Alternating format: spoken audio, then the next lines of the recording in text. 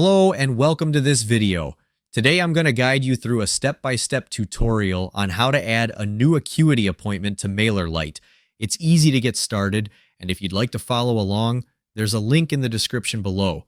You can use it to sign up for a free trial or quickly log into your account. First, go on Integrations option, now scroll down and click here.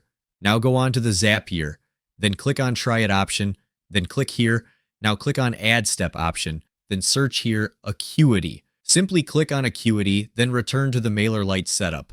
Fill in the trigger event option and log into your MailerLite account. Once that's done, complete the test step. Next, go back to the Acuity setup and fill in the action event option. Log into your Acuity account, complete the configure step, and finish the test.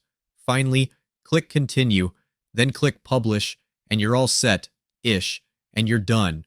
I'm offering a free email list building course in the description below, where you can learn how my team and I generate $3,493 in commissions while growing our email list. The training is completely free right now, so don't miss your chance to check it out. Thanks for watching our videos. We appreciate your support.